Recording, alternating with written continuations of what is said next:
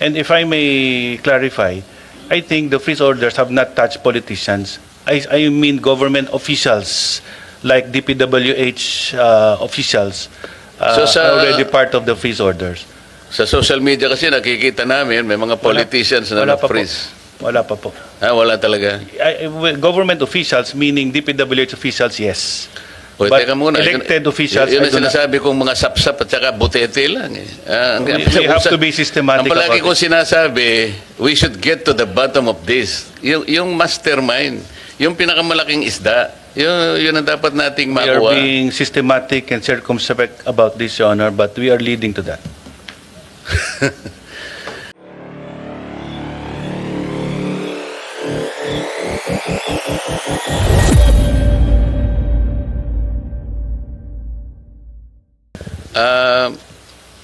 Prosecutor, sabi mo kanina meron kayong na-identify na 421 ghost flood control projects.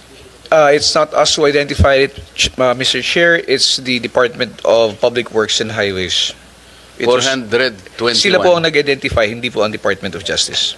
And, or with the help of the ICI po. No, what I'm saying is, were you able to confirm that number na 421 talaga? No, of sir. Of course, they can always identify how much or how many. Pero na-confirm po ba ninyo? Hindi pa po namin ako-confirm kasi what we're doing is we're having that information validated, but the numbers can even increase, sir. Kasi po, kung hindi ako nagkakamali, there are about 10,000 flood control projects. So, kung 421 ang sinasabi nila, could be less, could be more. That is correct, sir. Ang importante, tama naman po yung medyo naguguluhan kami kasi paano yung delineation nga naman, yung isa nagpapaka-independent pero they rely most on your prosecutors also and some of your agents. At baka nga naman pag walang proper delineation at saka kung nagkaroon ng conflict, sino po yung, kunyari, yung findings po ninyo, mangyayari yun eh. There could be conflict in outcome. Sino magpiprevail? Kayo po o yung ICI? Hindi. It would be the Office of the Ombudsman, sir. Sir, may I make a clarification po dun sa tanong po ninyo? Hindi kasi bago nyo ibigay sa Ombudsman, di ba kayong dalawa, sabi nyo, nagkakaroon kayo ng coordination eh. So, yes, sir. How can it be coordination kung independent dapat sila? Yun ang punto eh. They should be independent no matter what.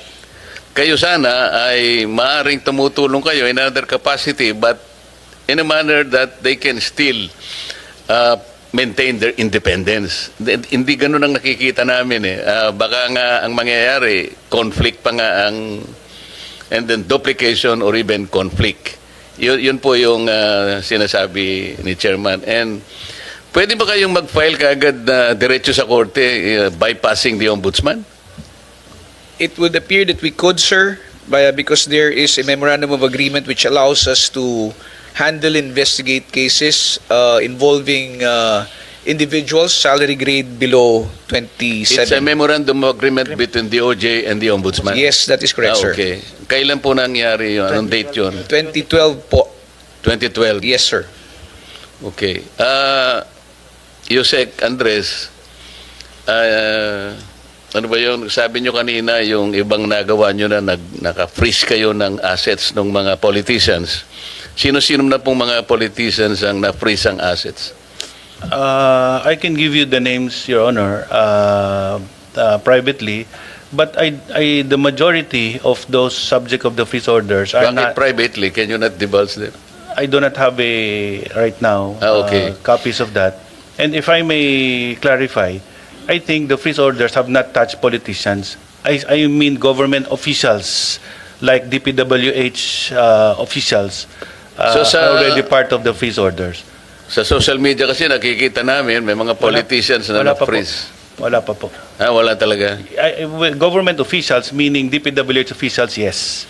But teka muna, elected officials, yun ang sinasabi kong mga SAPSAP at saka BUTETE lang eh. We have to be systematic. Ang palagi kong sinasabi, we should get to the bottom of this. Yung mastermind, yung pinakamalaking isda, yun ang dapat nating makuha. We are being systematic and circumspect about this, Your Honor, but we are leading to that. You're very optimistic, ha? Absolutely, Your Honor. Pero tama nga, kailangan sabihin mo kay OIC Secretary na alisin na yung restitution na yun. Tama nga na. Nakita mo, naghihirap siya sapagkat ayaw ninyong ilagay sa witness protection. Magagamit niya pala eh. It will expedite his job eh.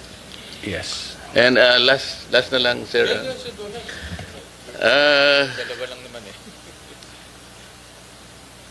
Yun pong OGCC. Sir, meron po kasing ang dami po nagtatanong sa akin about the joint ventures entered by certain private enterprises with the water districts. Siguro po yung mapunta sa akin, may 8 na po siguro and counting, you know. In Paniki, Tarlac, meron po akong personal knowledge dyan because I'm a resident of Paniki, Tarlac. So in one of their task force meeting, nag-attend po ako not as a member of the House of Representatives then, but as a resident of a barangay in Paniki, Tarlac.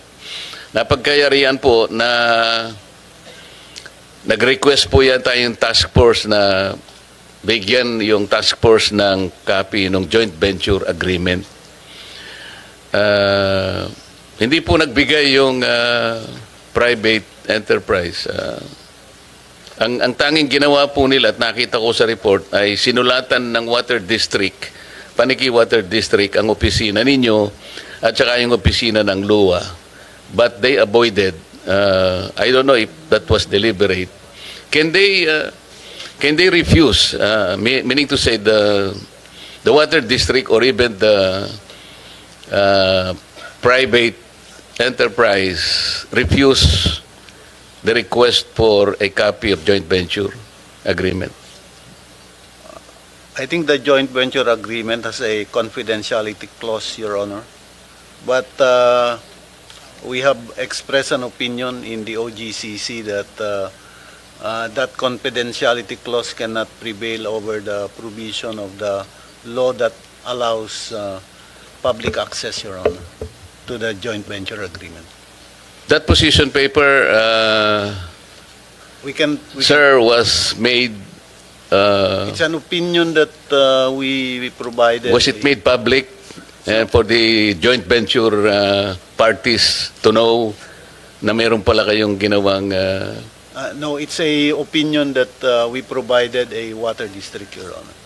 The water districts were provided. Yes, Your Honor. Sir, pwedeng makakuha ng kopya ng opinion na yun at one time or another kung Yes. meron po kayo. Kung maski na kung may kopya kayo o pwedeng. We'll send a copy. Salamat po. Mr. Chair, salamat.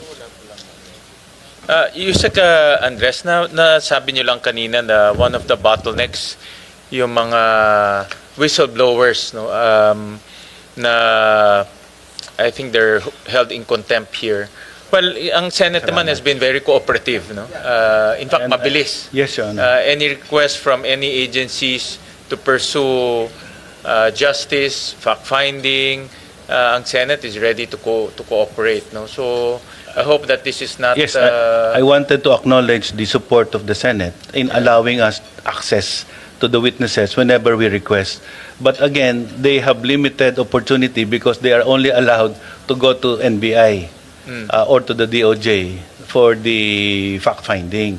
But they are claiming that we need to go to this place to get documents, we need to go to our homes to get these documents, we need to talk to some people to strengthen our position, but we cannot do that.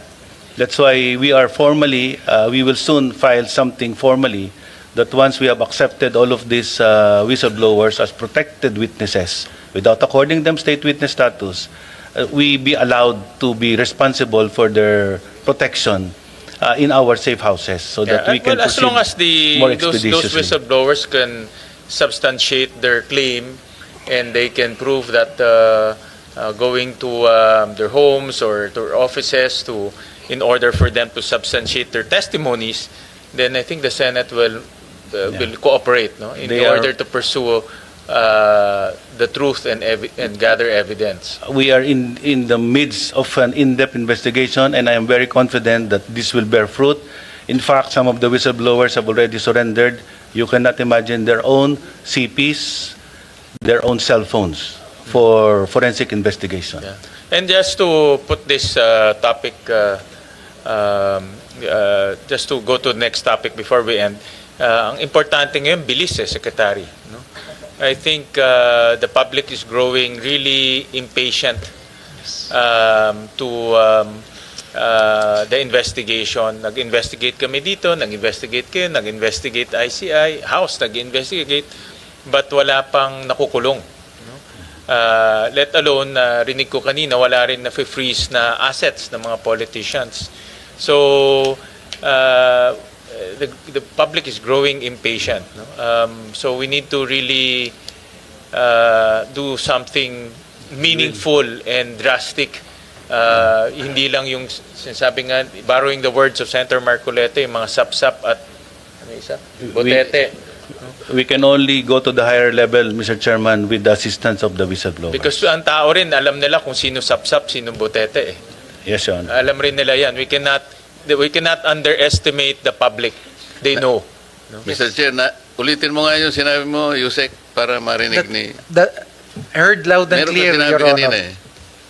Yes.